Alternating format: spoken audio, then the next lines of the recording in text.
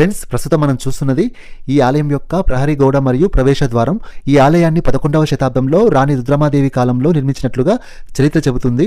ఆ తర్వాత ఈ ఆలయాన్ని కాకతీయులు, చోళులు ఈ ఆలయాన్ని డెవలప్ చేశారని చెప్పేసి అంటుంటారు.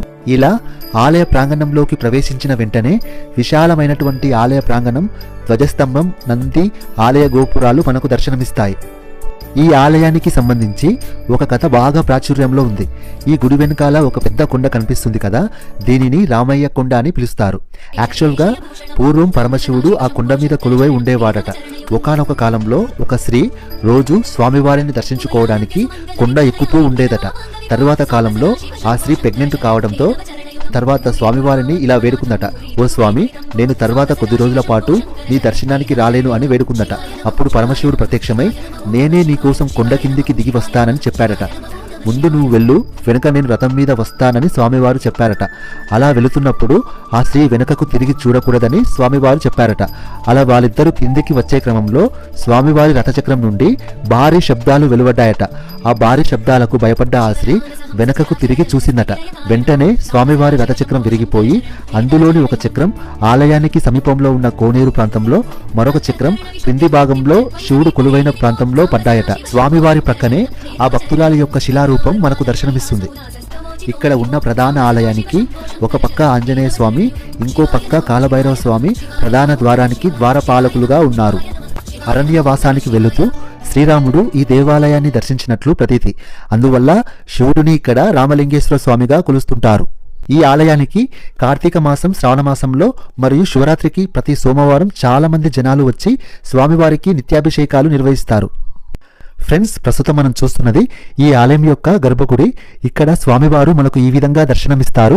బ్రహ్మమురారి సురార్చితలింగం నిర్మల భాసిత శోభితలింగం జన్మజ దుఃఖ వినాశకలింగం తత్ప్రణమామి సదాశివలింగం.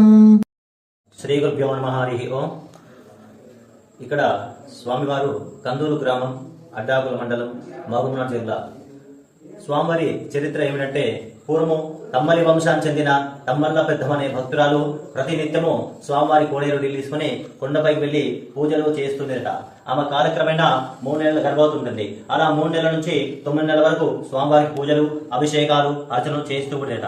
ఆ తర్వాత ఒక శుభదినాన ఒక 12 మగబిడ్డకి జన్మనిస్తుంది. అలా కొడుకునెత్తుకుని స్వామి దగ్గరికి వెళ్తుంది. స్వామి, నా ఊహ తెలిసిన పూజలు, అభిషేకాలు, అర్చన చేస్తూ స్వామి ఇక కొండపైకి రాలేని స్వామి అంటే, ఆ భక్తికి పరవశుడైన రామలింగేశ్వర స్వామి, సరేమా కొండపైకి నువ్వు రాలేకుంటే నేను నీ కోసం వస్తాను, నువ్వు వెనక్కి తిరిగి చూడకుండా కొండ దిగి నీకెంతరం చదువు నడుచుకుంటూ వెళ్ళు, నేను నీ వెనకాల వస్తుందని చెప్తాంట. అప్పుడు స్వామివారు రథం పైన బయలుదేరి వస్తుంటాడు. ఆ రథశబ్దానికి భయపడి ఆ భక్తురాలు వెనక్కి తిరిగి చూస్తుంది. అప్పుడు రథచక్రం అనేది విరిగిపోయి కోనేరులో ఒక స్వామివారి కింద పడిపోయింది అనమాట.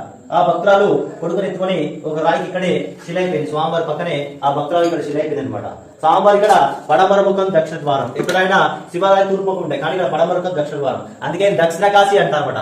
కాశీకి వెళితే ఎంత పుణ్యం వస్తుందో కందూరుకు వస్తే కూడా అంత పుణ్యం కలుగుతుంది అన్నమాట. ఇక్కడ ప్రత్యేకంగా కల్పవృక్షాలు ఉన్నాయి. కల్పవృక్షాలు ఏమిటంటే మన మనసులోని కోరిక తీర్చే కల్పవృక్షాలు. ఈ చెట్టు చుట్టూ ఒక 5 ప్రదక్షిణ చేసి మన మనసులో ఏదైనా కోరిక ఖచ్చితంగా నెరవేరుతున్నాయి. స్వామివారికి హోలీ పండుగ, ఉగాది, శ్రీరాములకు బ్రహ్మోత్సవాలు అత్యంత వైభవంగా జరుగుతాయి. స్వామివారు అభిషేకం చేసుకుంటే పూల సామాగ్రి ఇంట్లో చేసుకుంటే అభిషేకం చేస్తారు. ఉదయం 7 గంటల నుంచి మధ్యాహ్నం 12:30 సాయంత్రం 5 నుంచి 7 వరకు అభిషేకాలు చేస్తారనమాట. ఓం నమః శివాయ. ఇక్కడ ప్రతి సంవత్సరం హోలీ పౌర్ణమి రోజు కందూరు శ్రీ రామలింగేశ్వర స్వామివారి యొక్క బ్రహ్మోత్సవాలు అంగరంగ వైభవంగా ప్రారంభమవుతాయి.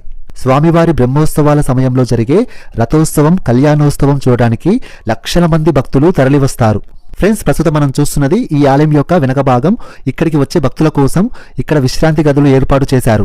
ఈ ఆలయ ప్రాంగణంలో నవగ్రహ మండపంతో పాటు 2-3 ఉపాలయాలు మనకు దర్శనమిస్తాయి. అందులో భాగంగా అమ్మవారి ఆలయం, శివాలయం మనకు దర్శనమిస్తాయి. ఈ ఆలయానికి ఉన్న ప్రత్యేకత ఏంటంటే, కాశీలో తప్ప మన ఇండియాలో మరెక్కడా కనిపించినటువంటి కదంబ వృక్షాలు ఇక్కడ ఉండడం విశేషంగా చెప్పుకోవచ్చు.